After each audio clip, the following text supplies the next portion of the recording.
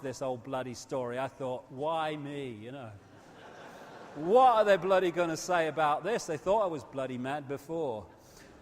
But I don't care. Who are they? Who are they, the interbreeders?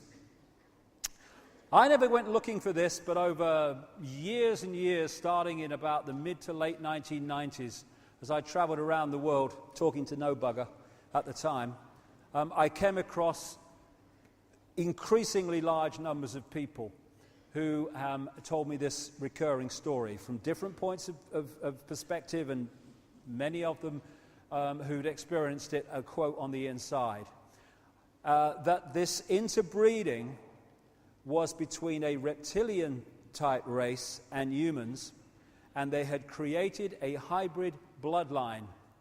And it was this bloodline that was occupying the positions of power across the world. So it's not a racist thing in terms of earth races, because these buggers interbred all over the world. As Credo Mutwa, the Zulu shaman, told me, a lot of the black political or black leaders and prime ministers that were put in positions of power after the colonial powers apparently left, their bloodline went back to the same source, according to him. It's all over the world. It's not a racial thing from an earth point of view. Now, again, going back to the first section, these people don't see interbreeding like we see interbreeding. They are creating a software program. By interbreeding with humans, they create a reptilian-human software program which has influences on behavior and perception from both, and also influences on what you decode and what you don't decode. And they want to hold this software program because it's the software program they use to control. And so they have obsessively interbred with each other right the way through history. We talk about royal families, they interbreed because to keep the genes up. Well, it's kind of like that. What they're doing is holding a software program which is diluted very, very quickly when it's interbred outside of itself with the general population. And so still today, you have arranged marriages among elite families that are nothing to do with love and affection and attraction, but to do with genetics and producing the next generation of software programs, if you like.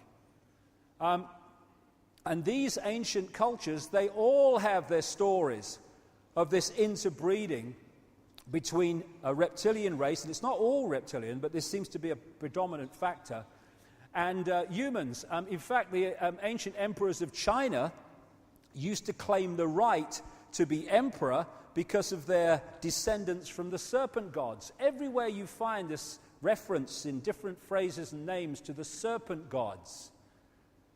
And out of here, the Sumer, Egypt, Babylon area, came some of the most significant bloodlines, which then moved up across the world to become the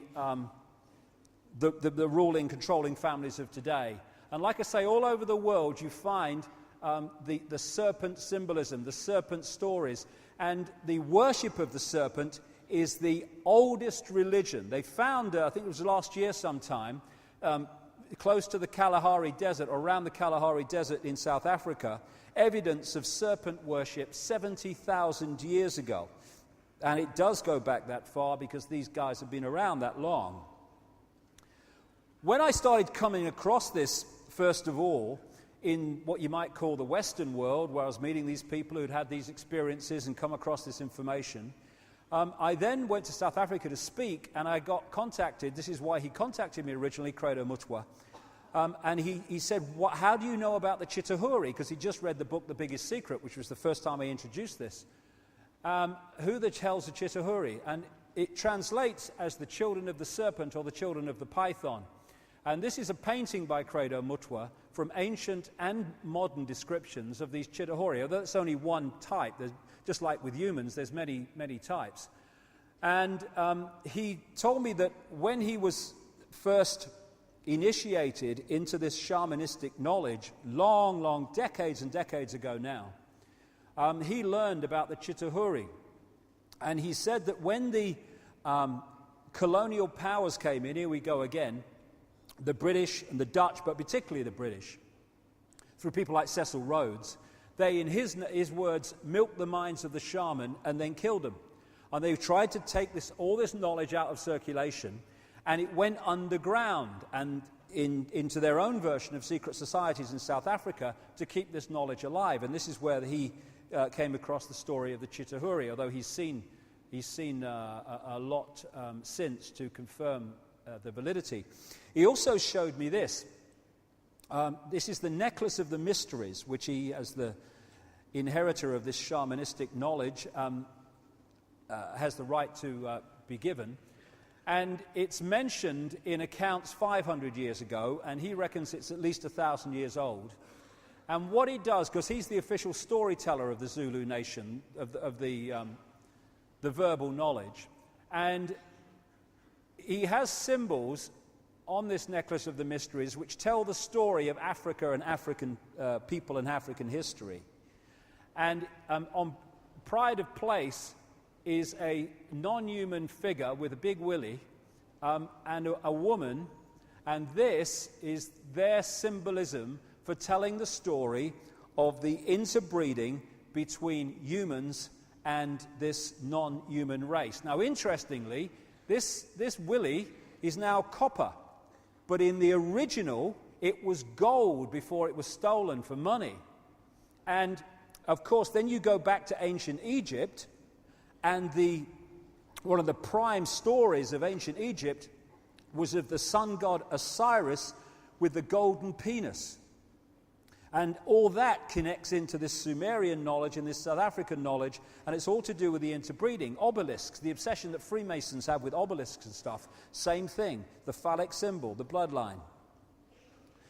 This is the human woman as symbolized, and this is the non-human interbreeder.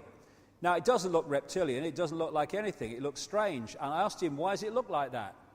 And he said, because the Chitahuri said that they must never be depicted as they really are, or they would, anyone that did it would be killed. So he said what they did was depict them as obviously not human, but not looking like they really did, for that reason. Although you still can find some. This is a reptilian baby and woman or goddess, which was found in graves in the Ubaid culture, which preceded Sumer in that same part of the world that we now know as Iraq. There's some more images of it. Again, the serpent worship is all over the world.